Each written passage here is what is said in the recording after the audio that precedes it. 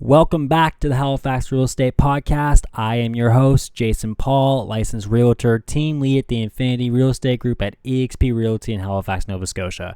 And I'm here to help you gain a better understanding of real estate in Halifax. Hit that subscribe button, and the Halifax Real Estate Podcast is now on Discord, where I break down our upcoming guests, topics, and hopefully create a little more engagement with you guys so you can have your questions answered as well. Now back to the show.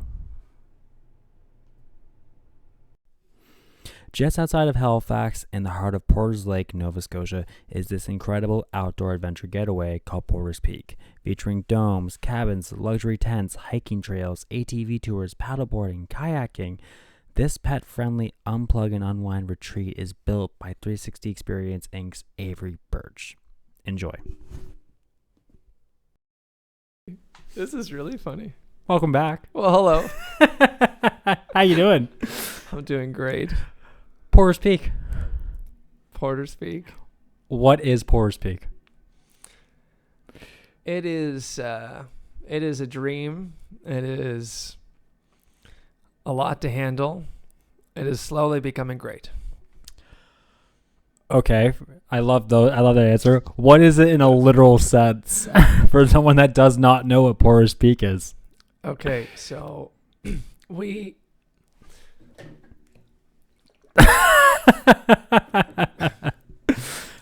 actually a year and a half ago bought a really big piece of land. Okay. And we cut a massive road in it, found a lake at the top, built cabins around it, and later said, oh wow, there's skiing too.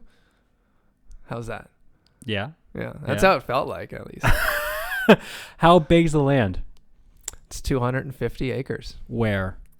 It's in Porters Lake, Nova Scotia. Okay. What was the idea behind purchasing that large sum of land? Well, it's funny. So my expertise comes from managing vacation rentals, and I always love the concept of a surf and stay, especially in Nova Scotia. People love going surfing. I love going surfing. And come to find out, it's very hard to get the right amount of zoning to do what we wanted to do. So we found that only, 15 minutes away, there was a huge amount of property with zoning that let us build an outdoor adventure park. So we did that, and along the way found ourselves in this rugged terrain as Porters Peak instead.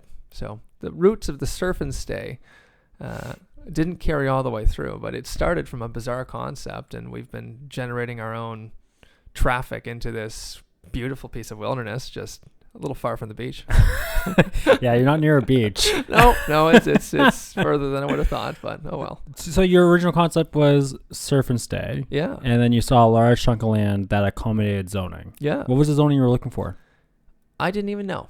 Okay. I didn't know what zoning wasn't and was, and was corrected many times along the way. Eventually, the one we found was called RE, Rural Enterprise. Okay. Yeah. So you're allowed to have businesses in rural enterprise. Yeah. Okay. They specifically promote outdoor adventure tourism, and I was like, oh well, that's great. That's exactly what we're doing. That's perfect. Okay. So we took it on the zoning alone, and there wasn't any other of these zonings that we could find that were good property as well. Did you walk the lot? Did you see it, or did you just see zoning and said fuck it? So there was this one like really tiny goat path, like four-wheeler small, all the way through up to the very top of this peak, and then at this peak you could see this lake, and then getting down anywhere close to the lake was just brutal. Okay. So that was about it, but this journey in was epic, and getting to the top of this mountain was awesome. And I think we saw the sun setting in the lake, and I was like, oh wow, holy shit, this is huge. That's funny. I hadn't thought about that for a long time. So you did the hike, Yeah. saw the sunset, and you thought this is huge, and then you thought, I'm going to buy this property. I'm going to buy this 250 acres in Porters Lake, Nova Scotia. Yeah. That was it right there. It's like, we'll take it. What was the thought about, when you were at the top, looking over and seeing the lake, the sunset, what did you see that made you think, I'm going to execute this plan? What did you see in that moment that allowed you to write that check? Because I'm assuming 250 acres of land was a large sum of money. Well, the further we go, the less it seems. But at that time, it was a lot. It was crazy. Yeah, I was like, wow, this is a lot.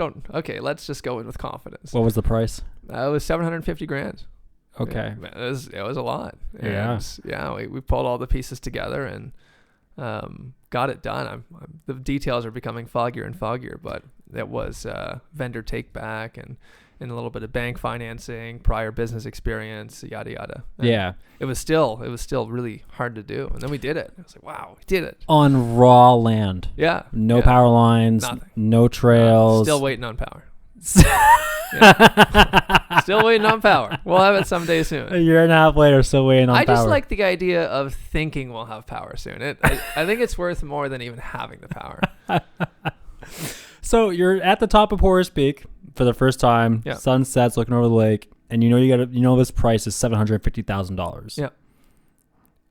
What do you see that makes you want to pay $750,000 for unserviced land in rural? And Porter's Lake isn't rural, but it's that chunk of land was enough to be rural, enough to be like, there's no septic, there's no well water, there's no power lines, there's no roads. I'm taking raw land and I have to figure out how to turn it into something. So what did you see in that moment that made you think I can work with this land? Was it just the sunset? That's a really good question. That's hyper specific. To give you a hyper specific answer, the biggest value was there was already a road all the way through it. Goat path?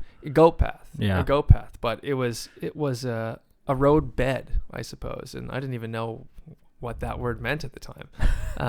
But having to build a road bed from scratch, it's very time consuming. So there was already a path. Like just literally having a path was a huge advantage. So anything we get again has to have a path. Okay. I wouldn't want to build a path from scratch. For those that aren't familiar with you, who haven't listened to previous episodes, your background's Airbnb short-term rentals. Yeah. You built a whole business on that. Yeah. So you go from Airbnb short-term rentals of apartments, single families, multi-units, cottages, all the typical Airbnb short-term rental stuff. And then you think, I'm going to purchase raw land. Yes. And I'm going to excavate this land and turn it into... It was a very natural progression. Yeah. It was this beautiful concept. So everything started from COVID, actually. All of the business in short-term rentals flew into cabins and out of the city. Everyone wanted space. And that makes sense. So we built a spot that had lots of space, and something that if a pandemic came again would make our rural business very successful while the city business might struggle a little bit and build resilience. So that's where it started. And the concept was get a couple of prefab accommodations and throw them up and furnish them and make them look pretty, and people become excited to come. Then we learned that developing is hard, and that there's a lot of pieces to getting something put together on a brand new piece of land. Holy, let me tell you, it was a surprise. I'm still surprised, and I'm almost no longer surprised. And almost. I'm so close. I'm really excited. It was like 2 years of surprise. Oh. So we go from a successful short-term rental business in urban area, so Halifax, downtown Halifax, single families, all that stuff, to this raw piece of land. Yeah. You're a year and a half forward. If you were to go to Porter's Peak today, what is it? And why should someone go to Porter's Peak right now? Like, what's there for someone to go do? What did you build? Fun. That's fun. So our entrance entirely changed. We've got this giant boulder, like right at the start of it. You get to drive around the boulder with our sign on it, and everyone points at the boulder. It's just funny. We built a new road from scratch, and as you go in, you start seeing this really rugged terrain, a giant valley on your right-hand side, and eventually you see a mountain range, and you can't see the ski hill yet, but it's there. It's there. Spa will go in there as well. Climb up over the peak, you see a giant sunset, a view, a lake. Get down to the lake area, drive around. There's cabins and chalets all over the place. In the summer, you've got safari tents up. We have self-camping. it's gotten really carried away. Yeah. There's like 35 places to stay. And for those places to stay, you got 35 places to stay. Yeah, when we come into the spring, we will. Okay. So you got coming in the spring, 2024, you got 35 places to stay. Yeah. What are those things that they're staying in? What did you build? So the very first product we built was safari tents. I call them safari tents, but they're actually bell tents. I don't know if there's the tent police on here. But I call them teepees. Teepees. So I go with safari tent, and we have it's just canvas. It has, for any builders out there, it has an R value of 0. It does not retain any heat. It is not weatherproof. It got totally battered in the winter. We were told there would be 4 seasons. They were not. Okay. They changed the wording on the website the next year. I was very frustrated. It's a public statement. Yeah, they got screwed up. Totally screwed up. We had to anchor them in. Frustrating, but at the end of the day, these things would make $150, $200 a night in the summer, and have about a 5-6 month season. 6 month season, yeah. So it's still quite good. Yeah. So we set them up in the season now. Then we built cabins, and we have these totally from scratch cabins that went way over budget, and we learned a lot from, and never built again. They're amazing. They're bulletproof, and no, they're not. Do not test that. They're great, and they're adorable, and they're right by the lake. Then we have domes, and domes are exciting. I think one's going to make an awesome space for receptions and venues, and maybe a rave sometime soon. A rave. Maybe just... You have no power. Yeah, someday we'll have power. I can dream. And now we've just built these beautiful little chalets, these things that we imported into the country and ran through customs and all the stuff you do, and bought directly from elsewhere, and put it together and have these beautiful new accommodations that just look totally unique in this country. So they stand out. So Porter's Peak is a place where people can stay if they want to get away from the city and unplug. Oh yeah, it's a getaway. It's a getaway. It's a getaway. That's how you built it. Yeah. Because there's no power. We're going to keep hammering that point home until you get power. There's no power.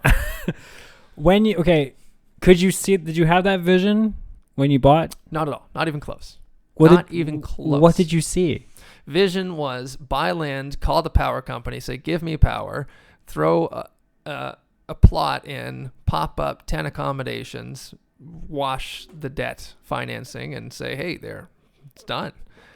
Well, the plan was simple. It was just the execution of those details that was extremely challenging. So everything became very apparent the further we got into it, and we had to adjust, and we had to learn, and in the process have become very good at this. I think it'll turn into some consultancy in the future. There's a lot. From acquisition to that first night, because I was there the first night. I remember the first night you opened. From acquisition, were you there on the grand opening? Yeah, you called me that night. You called me that day, invited us down. So happy you came. That was not. I don't know how that was even open. Like, that road wasn't drivable. It wasn't. No. I remember. Yeah, oh man, that was not open. So thanks for coming. Yeah. So from acquisition to that first night grand opening, how long was that?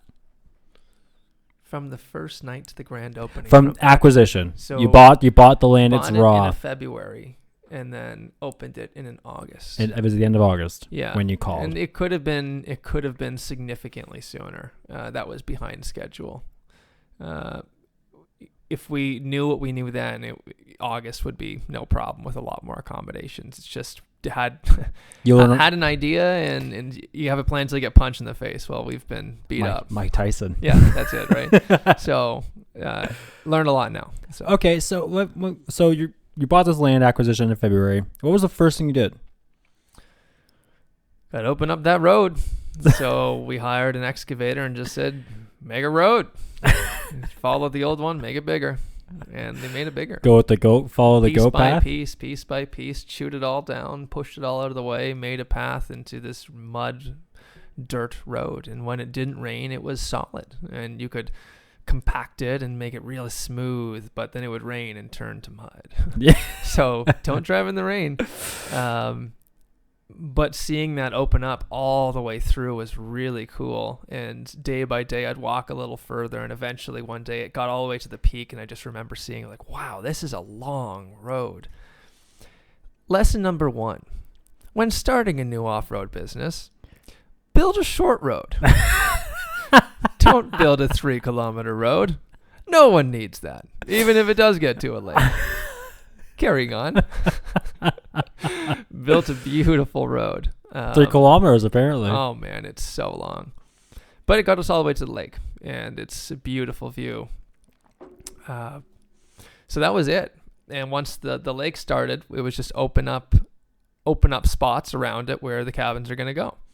So then piece by piece, we would open those up. And along the way, as we're opening those up, we'd also be bringing gravel along this massive road.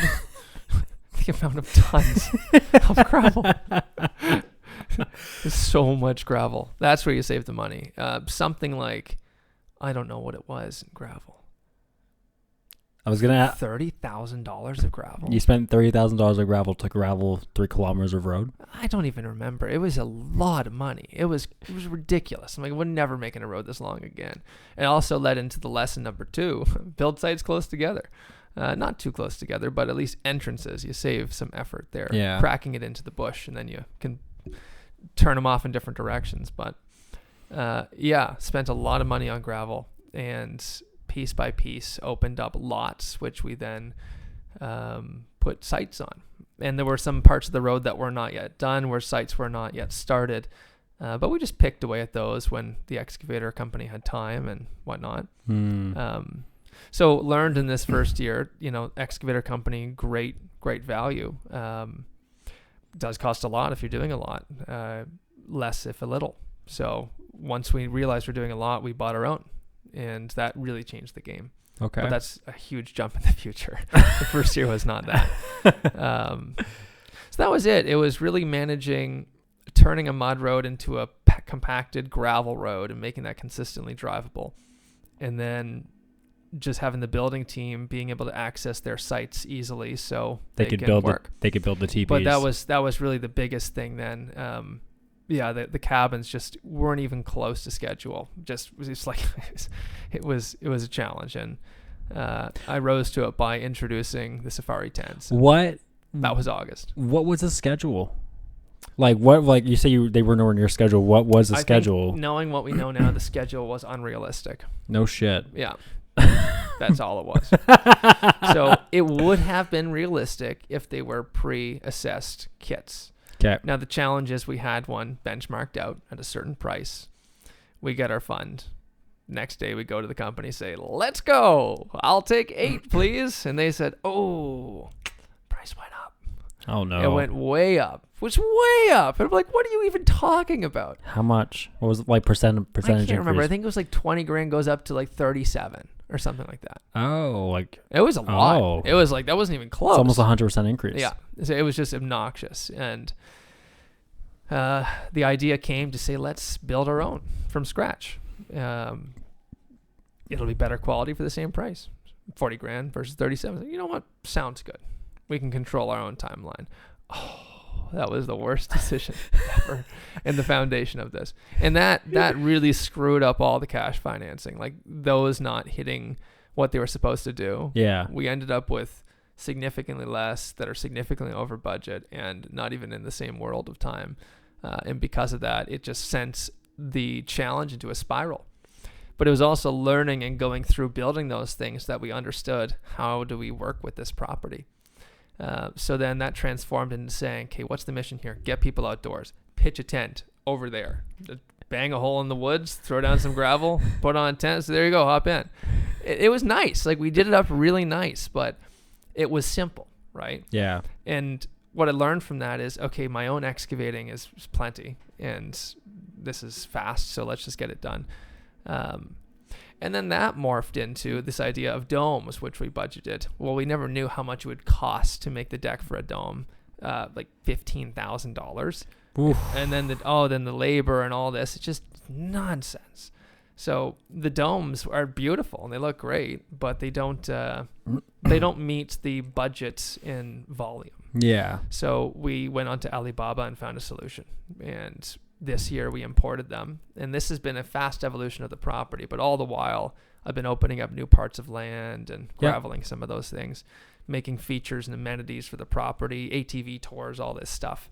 And let me get this right. While you're doing this. We're also running a business. There's customers coming and staying in those units. So we've hired staff. We have cleaners. We have housekeeping.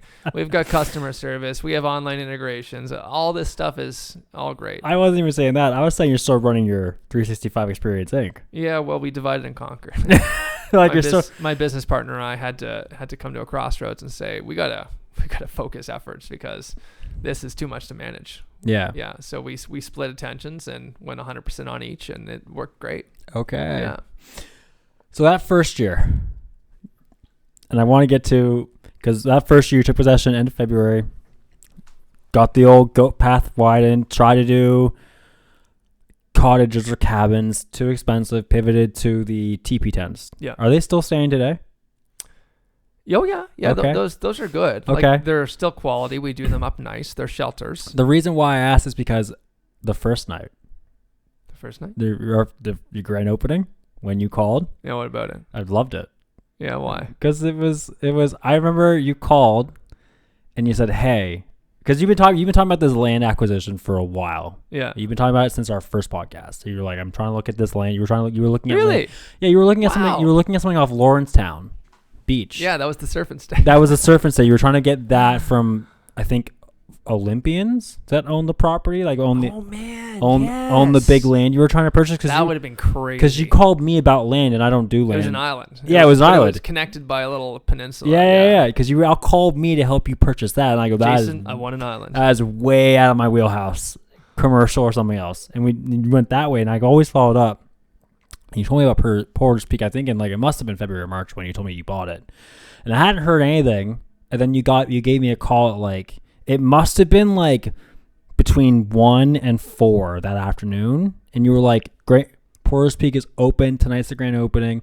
I've got a tent for you, or I've got a structure for you and Andy to stay in. We want you to come." And thank God we were both. I was like, "Oh, I'm there. I need to be at this. I need to be at this thing." And I remember you gave us the directions and you couldn't find it because it wasn't on Google Maps yet. No, it wasn't. Yeah. So look for the hole in the woods on the left. Drive your car in it. 3 kilometers. We'll be there. I remember. It's the signs that killed me. You had 20 signs on this goat path road that was almost there, just around the corner, almost there, soon. You just had 1,000 signs describing how how close it was, but in different ways to say it. So Andy and I are in the pitch black.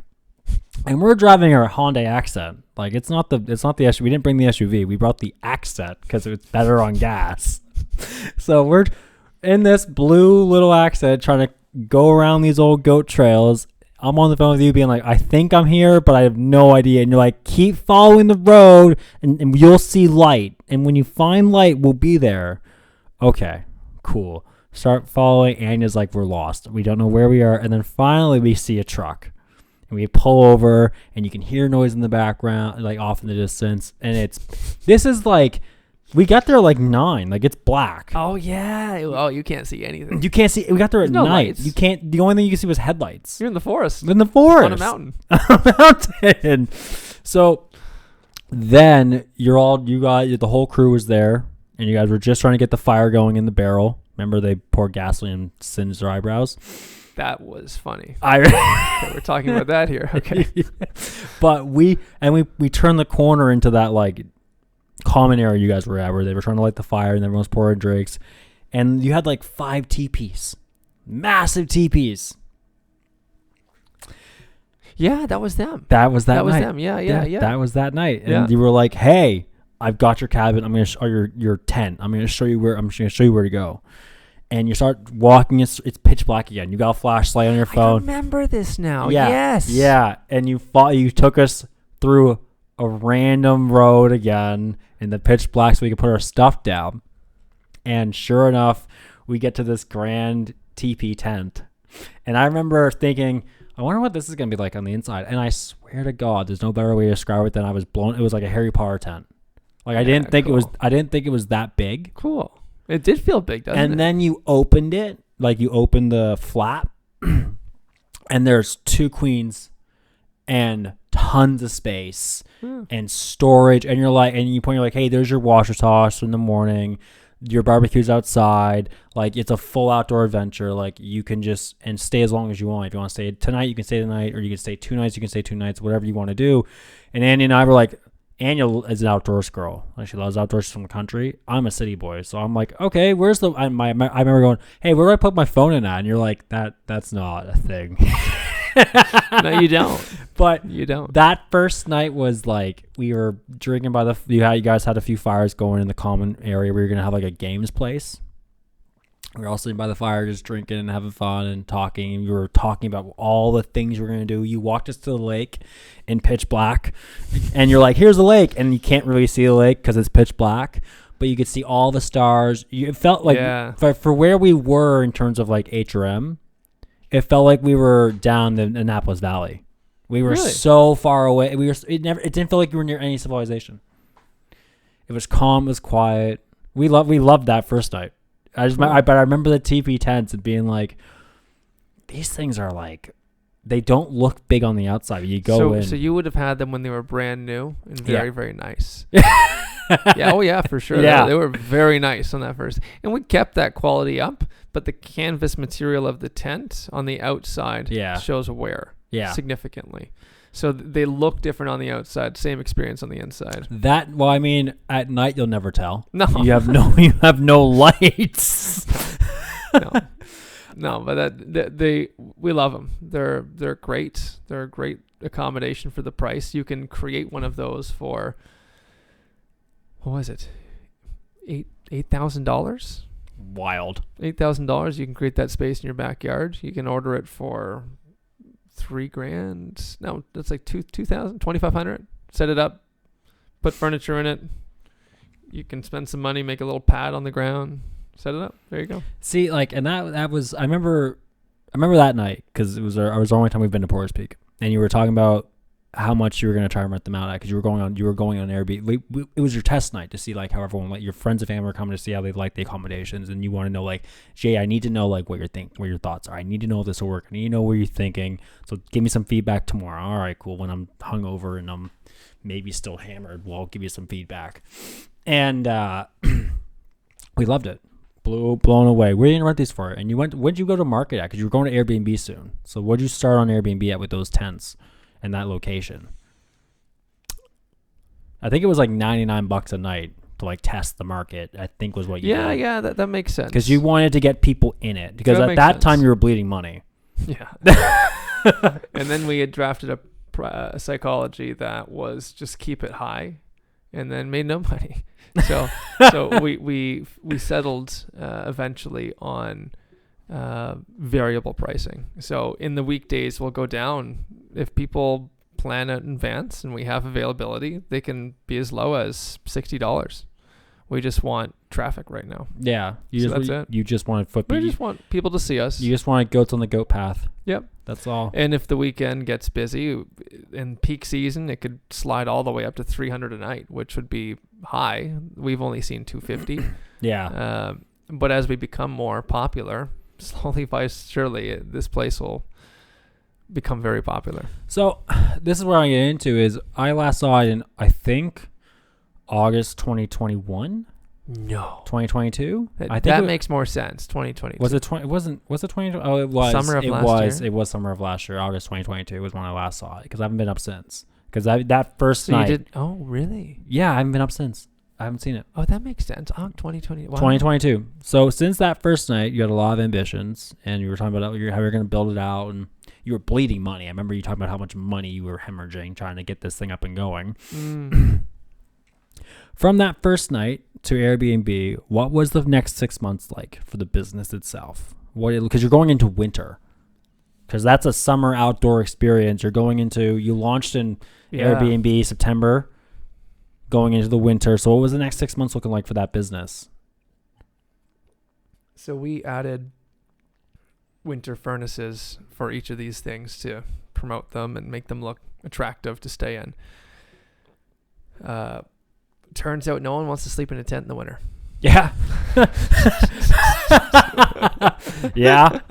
I could have told you that, buddy.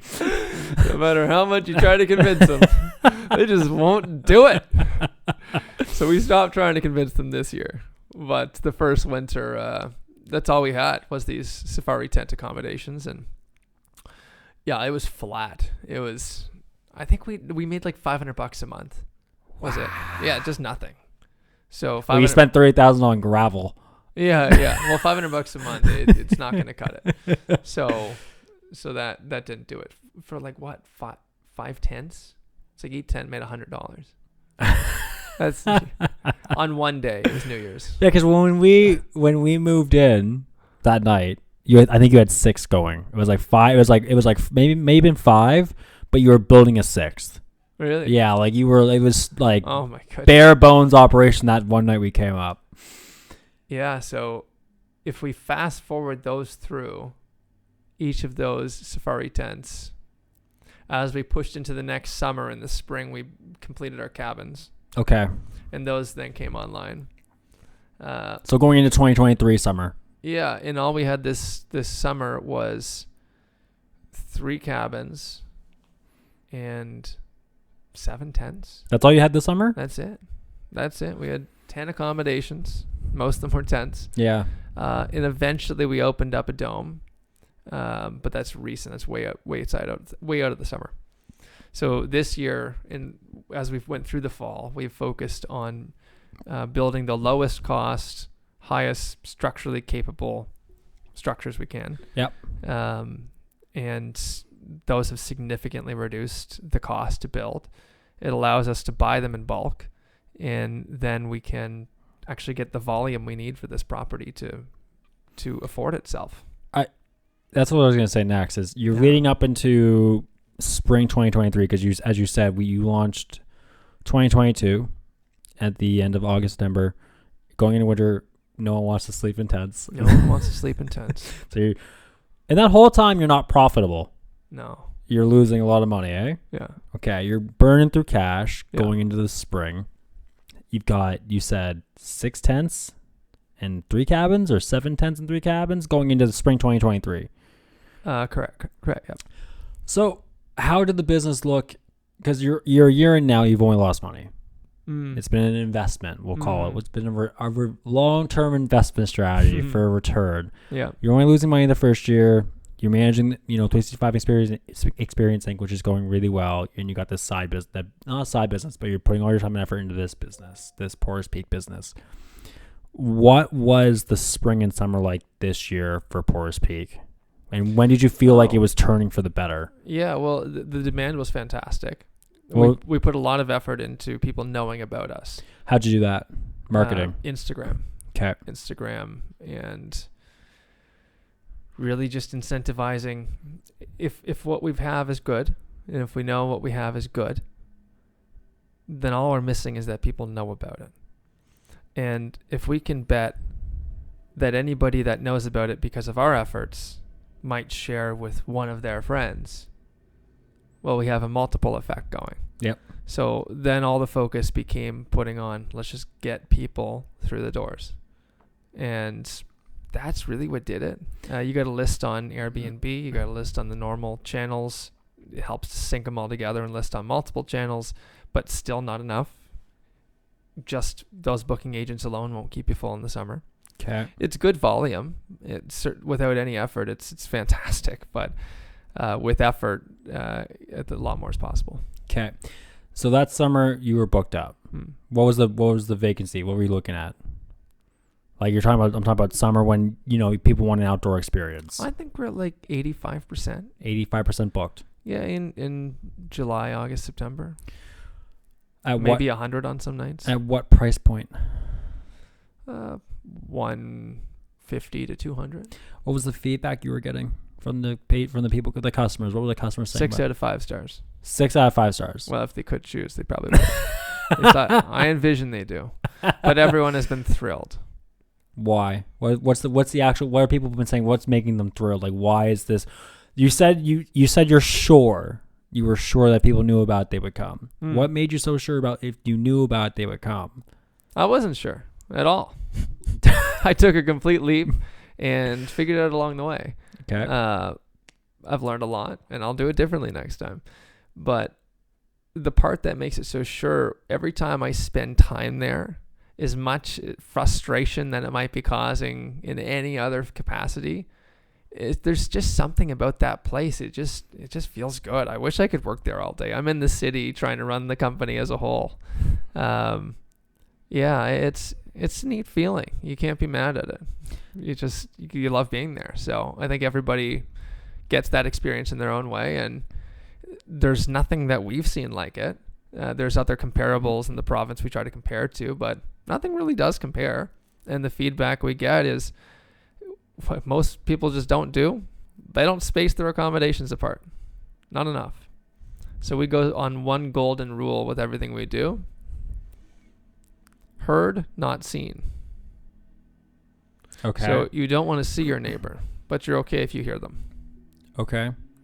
So that was your rule. Yeah, that's what we saw at places that really knocked it off the charts. And then we took that and really stretched it. So we tried to make it so you can't even see your neighbor. But sometimes you will, and that's fine. It's a public place. And we're going to, in our massive amount of acreage, we'll go and build some one-off collections. Like, I'm excited to launch the Peaks on Peaks collection. It's A-frames on mountaintops. Peaks on Peaks. Oh. Yeah, so like something like serene and rustic, like see, hear, nothing. Nothing. You're just... And then we'll make some, maybe it's like really close together and it's good for parties or get-togethers, and we have that choice. So I suppose you can tailor. You have so much land that you can actually start tailoring experiences. Yeah, you can really start trying to say, hey, this is where, if you were, let's say we're hosting, there's a wedding and they want to get married in Porter's Peak.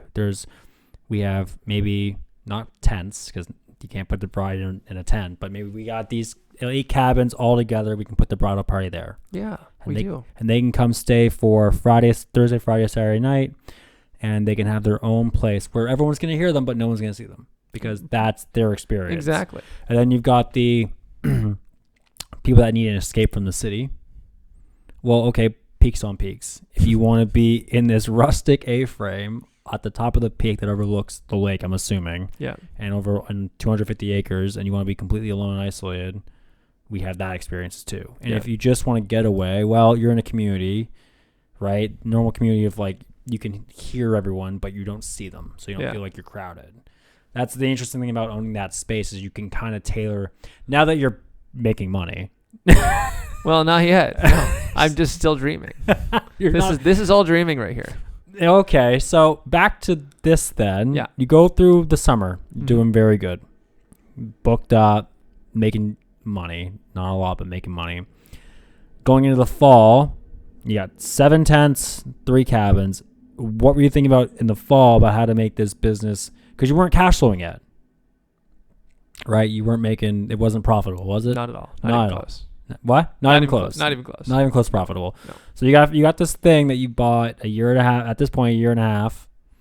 This is fall 2023. It's a year and a half. Yeah, it's fall 2023. Year and a half away. You're not profitable. You're burning through money trying to build this thing up. Yeah. So what are you looking at to try and raise revenue?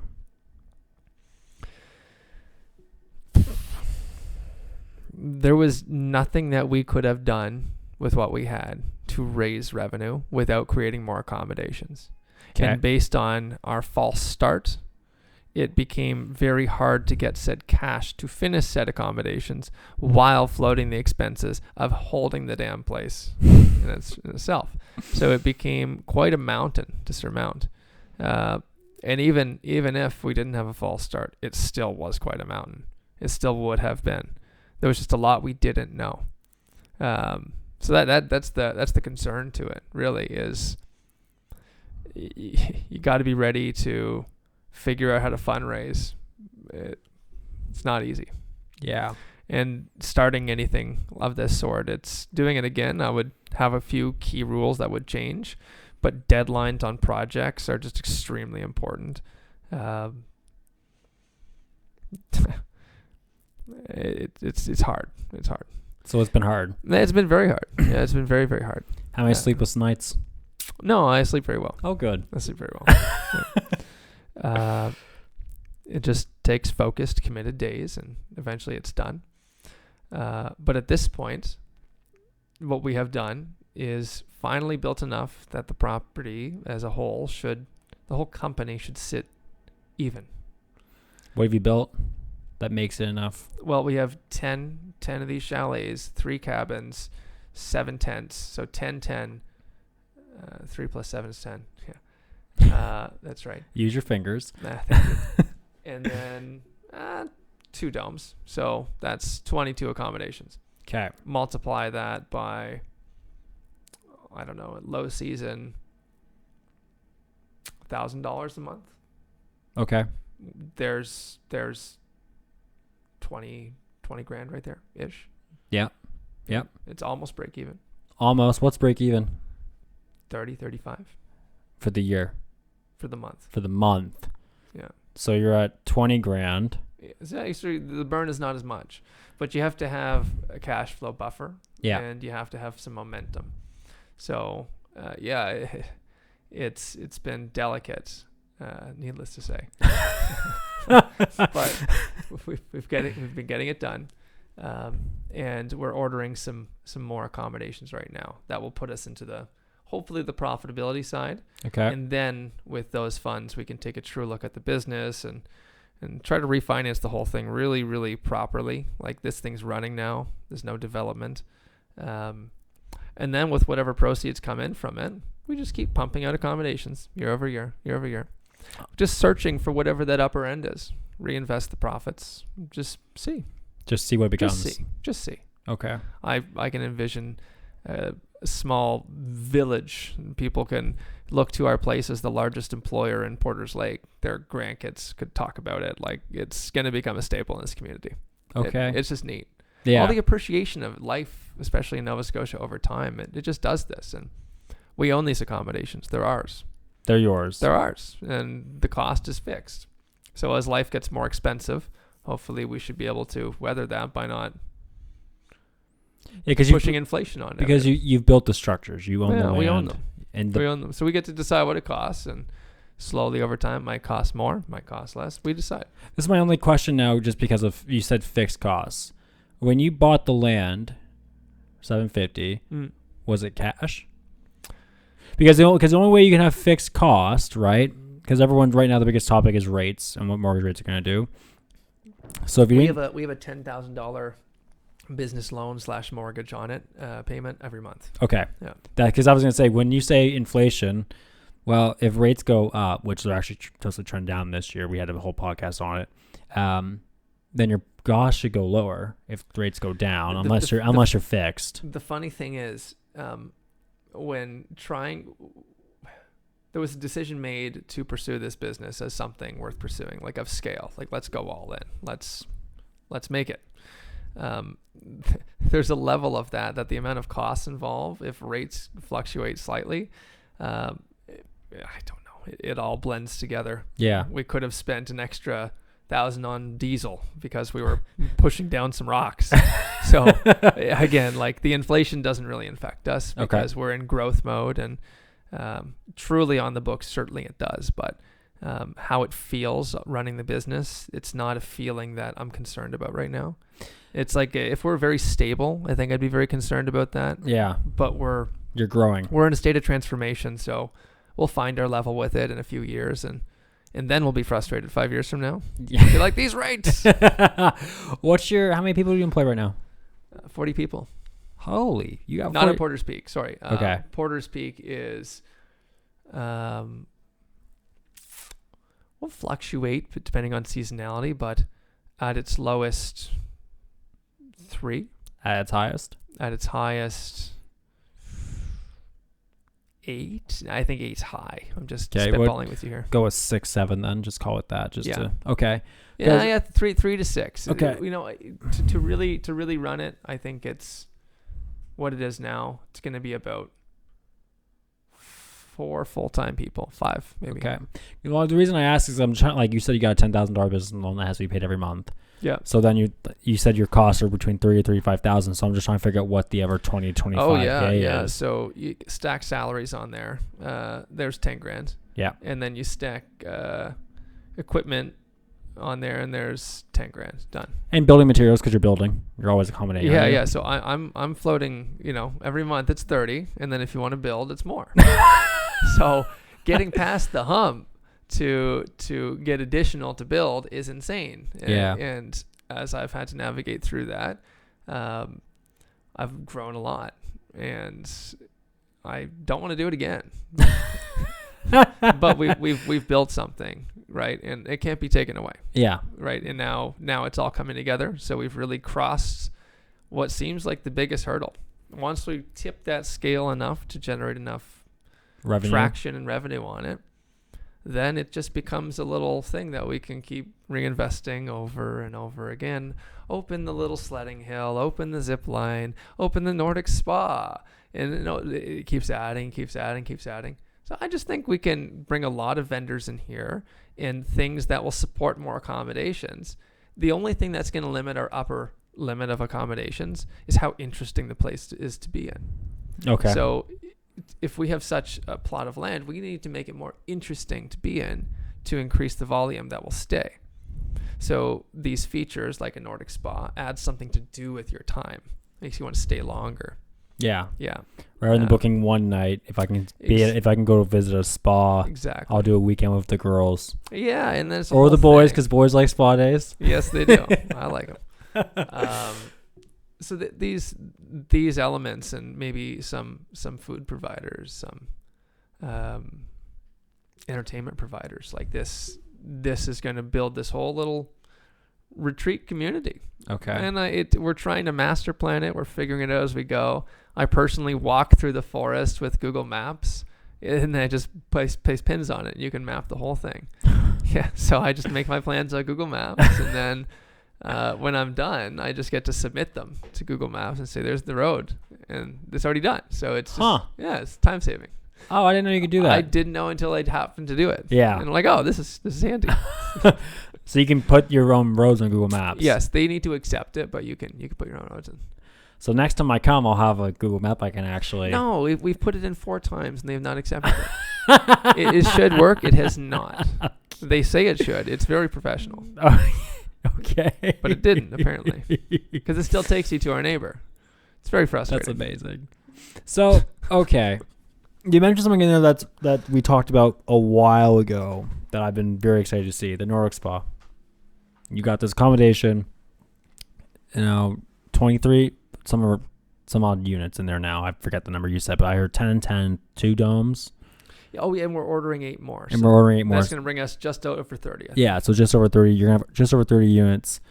And if you have an 85% occupancy rate in the summer, you're going to have a lot of people in there. Right, if you maintain 85% occupancy, if you at least have one person, it's full in the summer. Yeah, it just is. So you got 250 acres to play with, right? You called, must have been a year now, or like 8 months. It was last year in the winter time, and you said, what do you think about Nordic Spa? I said I love Nordic Spas. Andy and I go to, before she got pregnant, Andy and I were in Sensi once a month. We would always use those as a date day. We would both get day passes, and we'd spend the day so that we could, and then the phones would shut off, and we would just be at Sensi together. That's how, rather than going out to dinner, that's how we would do it. We'd still out to dinner because you have to eat at Sensi if you're there for the whole day. But when you mentioned a Nordic Spa, I remember being like, oh, I love it. I go to Sensi often. We try and do these things together often so that we have time for us. And you said, oh, I'm doing one. I'm doing one. Yeah. I said, oh, where? Porter's Peak. I remember saying, oh, you've got it. So how did the Nordic Spa, what, did you always plan on doing a Nordic Spa? Or was that something that's come of occupying the land? It was always part of the conversation when we were talking to investors. That really excited a few. And it was a place that we could get to once a certain level of stability had been achieved with the accommodations. Okay. We were viewing it as flipping the script to say, let's be an accommodations business that happens to have a spa. Yeah. Versus, let's be a spa. Yeah. So that was the approach we took. And it's not to say one is better or worse. We don't know yet. I'll let you know on the next podcast when we build a spa. That'll be fun. By that point, I'm hoping we actually have someone that walks around and films the whole thing as we're going. And Okay, we can do that. Yeah. I can hire a videographer. We can walk the whole thing. Oh wait, seriously? Yeah, we can totally do that. Okay, let's take that off this. We'll do it. But where? Okay, in terms of the Nordic Spa, are you anywhere close? Are you even breaking ground? So I've personally built a road around the entire perimeter of where it will go. Okay. It is within a mountain range, sort of like the base of the mountain range is hollowed out. It's a very steep mountain. So as you sit on the floor, you can look to your left and see it's all one giant mountain wall. Okay. Yeah, it's quite exciting. It's a neat space. So we're going to hollow out that base area, and the road accesses it. It freezes over the winter. In road building, when the freeze-thaw cycle comes, it makes the thing sturdy. So that it's like you can't compact it like Mother Nature can. Okay. Seriously. So the effect of doing it 1 year in advance means this coming year it's going to be so solid. So interesting. So if it's ready to be used as of next year, if I would have made it this year, it wouldn't have been ready. It's too squishy.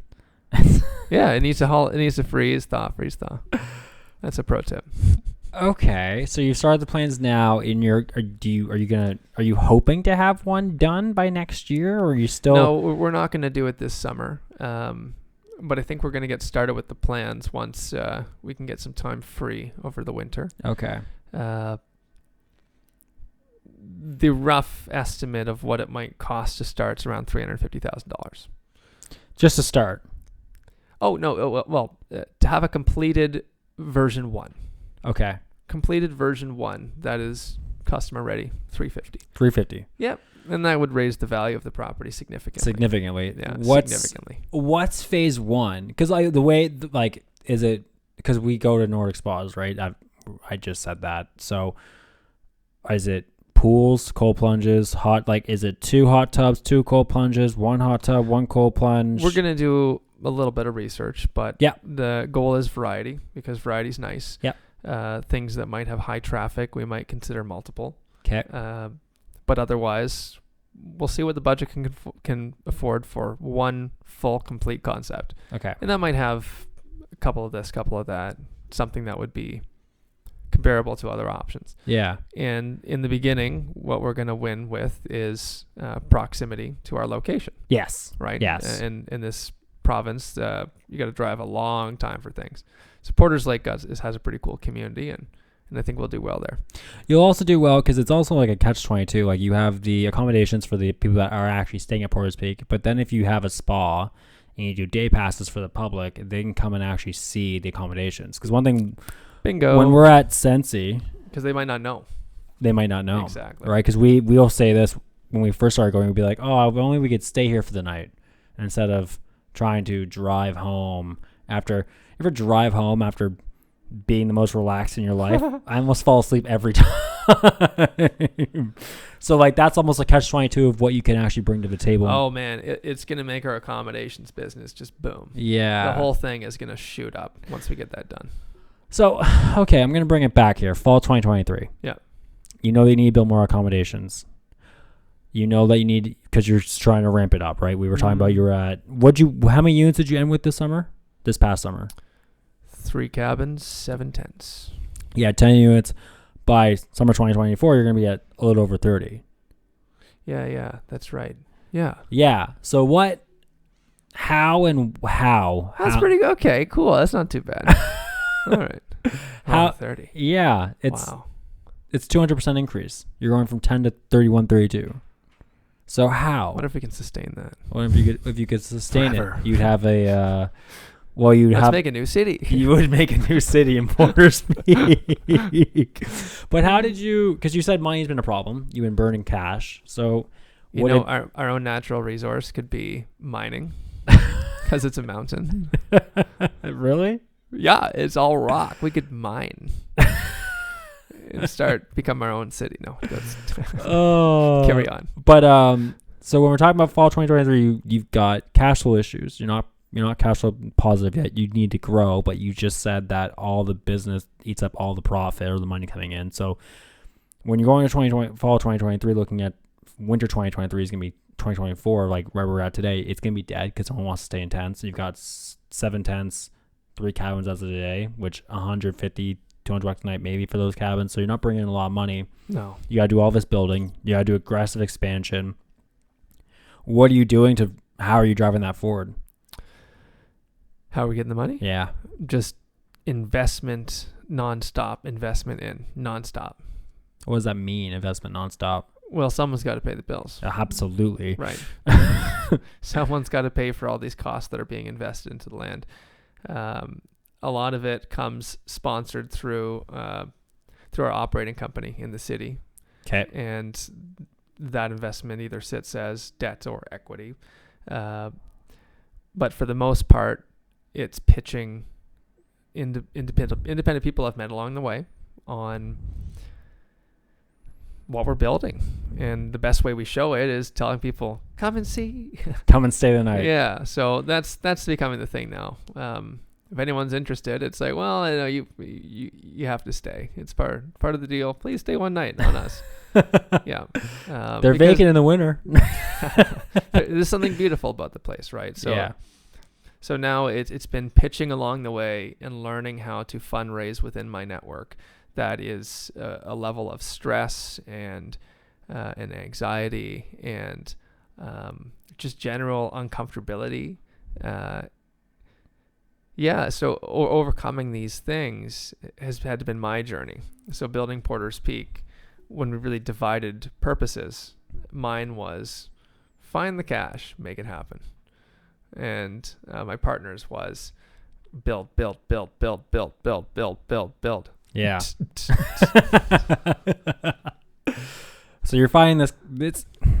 It's a hard thing to do is to find cash, especially when $1 million. You had to raise $1 million. $1 million. In how many days? Well, I had some foresight to it. Okay. But it occurred across 60 to 90 days. So this is fall 2023. You realized, or you came to the conclusion that you need to raise $1 million in 2 to 3 months. It wasn't $1 million at the time. It grew a little bit past what I had thought, but nonetheless, yes. Okay. Yeah. Yeah. Wait. There's surprises along the way, right? There's always surprises. You can always count on it. Even when you factor in for surprises, boom, surprise. It's without a doubt. It's how you respond to the punches. Sounds like a home run-o. Home run-o. Boom, surprise, gotcha. Okay. So in fall 2023, you decide that your job is to raise capital. Your partner's job is to build. So to raise capital, you're hit with the task of we got to raise $1 million in 20 to 90 days. And now I gotta figure out how to raise $1 million in 60, 90 days. Where do you start? Because that's a big number and that's an overwhelming thing to do. There's phrases that stand the test of time, right? And you hear them for someone that sticks. I heard, how do you eat an elephant? One bite at a time. That's it. That's all you do. It's stuck in my mind. So the biggest thing about fundraising is momentum. There's something about getting into the flow of making it happen. With your back against the wall and a belief and plans that somewhat make sense and with a track record that's working, well, you can put them all together and fund it. But the challenge is overcoming the mental part of needing to. It's the ask. Yeah. And then once you get into it, it becomes a lot easier. It's like anything. If anyone's ever done cold calling in sales, it's like that on the highest level. The worst is the first. Yeah. The worst is the first. Yeah. But then you get into momentum. Yep. And you get into momentum, and then that responds well with people. And as you get closer to the finish, it gets easier because the majority can see of what's been done. Yeah. And they can say, oh, the finish. If everyone else is doing it. Yes. The start is hard. So it's important to gain momentum and fast. So what I like to do is look across all of our expenses and understand what adequately is coming and going. Yeah. What can I personally first contribute that will move the needle? First, what was very close within reach that will confidently say, yes, that will move the needle. It's getting a series of these actions over maybe 7 days, you get a soft commitment of a third, yeah. a third, perhaps 300,000, 303,000, maybe sure. a third. Okay. Right. And then all of a sudden, okay, boom, we're going to start fundraising. You can talk about, hey, we've started fundraising. This is how far the goal is. We're looking to finish this by this amount of time. So it shows that there's momentum right from the beginning, and that creates momentum internally and externally. Yeah. So that little thing is what I've learned, and it helps me get in the motion and helps people see that there is motion. And then once it gets close to the end, the script flips a little bit to say, this is the end. Like, all this is done. Because it slowly stacks, and you look back, holy crap, we did it. Holy crap, you raised $1 million. Holy crap. When did you hit $1 million?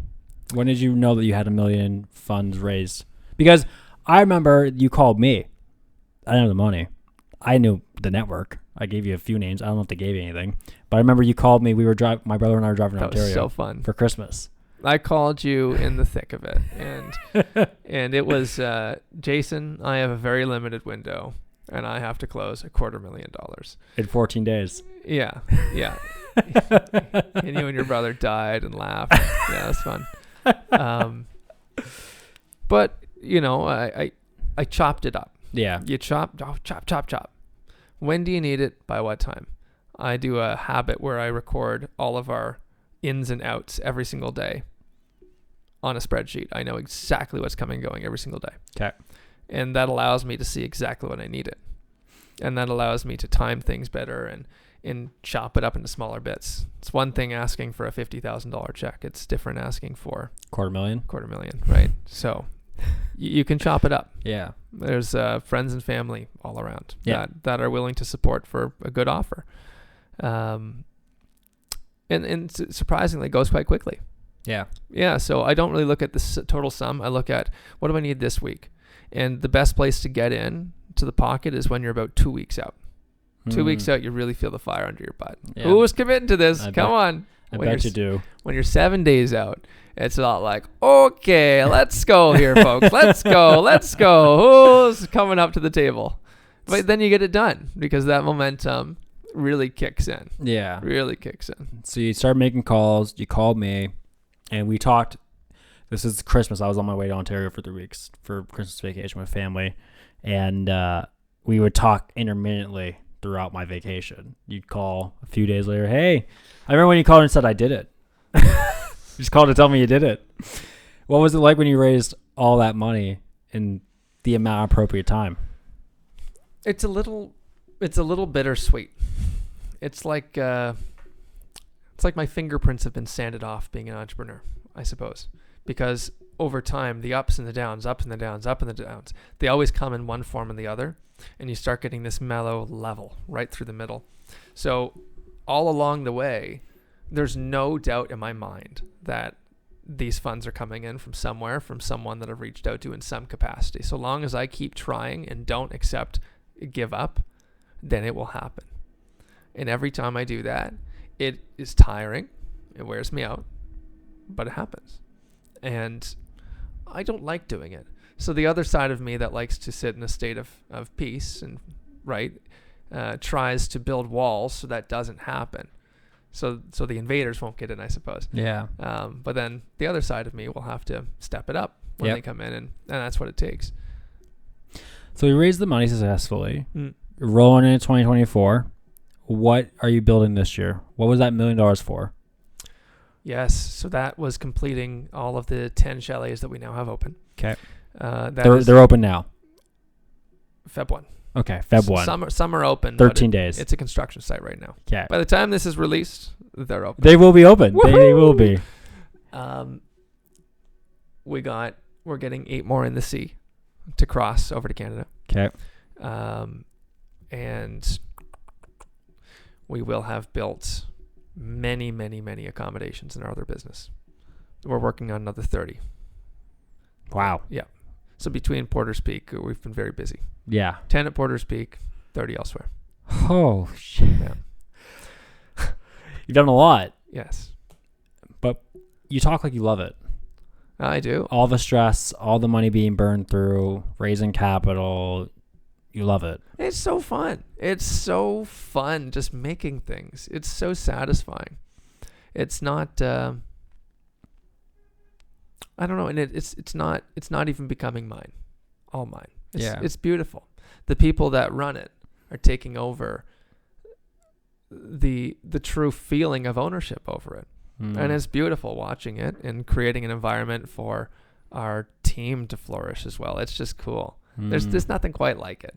And when everyone's working in unison and all their specialties and teaming up and having fun and celebrating each other along the way, it's like, wow, that's what I do it for. I do it for watching the people just come together and build the company. It's like, wow, look at what we did. Isn't that fun? I just go over here and make sure you don't run out of cash and you focus and keep building, and we're all doing what we love most. So, actually, if I could do anything, I'd be at Porter's Peak every day just digging in that excavator. Because it's very clear when something is done. Yeah. Right. And that's not always the way in entrepreneurship. Okay. Yeah. So there's something feeling nice about completing something physical and saying, it's complete. It's done. Yep. I did that. I've done my and job. You can point to it. Yeah. People see it and be like, I did that. I made that road. Yeah. There's something about it. Okay. So it's a great way to channel frustration as well. You just go dig. But you build something and along the way, and then eventually that becomes worth something. Well, you built something. I haven't been since the first night. So I cannot believe that. You need to come in March, please. Okay, I will come in March after my birthday. Yes, after your birthday. I guess finally to wrap this up, so your big plans for this year is more expansion, more development. You've raised the capital, and you want to see hopefully profitability by the end of summer. Yeah. Yeah, that'd be probably a dream come true. Yeah, it's gonna show that we're gonna be dang close. If anything, by the time of our year ends, it might be sitting still. Yeah. Versus profiting, but it'd be dang close. Okay. Yeah, but by the time they really take effect, by the time we reach August, September, we'll be truly feeling what profit experience is like. And then it'll wane off into the winter, and we'll be lucky if it sits still. That would be really cool. Yeah. I'm still anticipating to lose a little bit over the winter. Okay. And our summer profits will probably pay for those. Yeah. So if that explains it. It'd be still break even. Still, but it'll feel like profit. Yeah, because you're not losing money. Yes. Yes. For people listening, why should they come visit Porter's Peak? It's this beautiful piece of earth that you can just get away from everything, even for a night. It's silly. It's fun. You make great memories. We put a lot of time into it. It sounds like you're very, very proud of it. Yeah, very proud. Before we go, we talked about this. Do you want to pitch to investors or no? Yeah, we're always looking for new partners that wish to partner with us financially. Specifically, there's going to be elements of Porter's Peak that we want to build out next, like the spa. We're going to have to pull $350,000 from somewhere. That's a great place to start. And then from there, there's a lot more to do. Because now I'm curious, what's on your check? Like, if you have a list of things you want to do, give me the top 3. Spa's 1. Spa's 1. Zip line is one that's very manageable from peak to our entrance. Okay. Yeah, we can have a little ATV pick you up, bring you back up. Nice. Yeah. And the last one will be mountain biking. Mountain biking. Yeah, I've cut a couple trails into the glades for skiing, but once we open up mountain biking, I think you're going to be in a spa with mountain biking around, zip lining overhead. It's going to be neat. Really neat. Okay. Avery, always a pleasure. It's been great. Thank you, sir. Thank you so much for enjoying the show. If you'd like to get in touch with Avery Birch, you can reach him at 902-266-8682 or avery.birch@gmail.com. And if you'd like to get in touch with me, you can reach me at 902-220-7357 or jason@infinityrealestategroup.ca. Thanks again. Bye.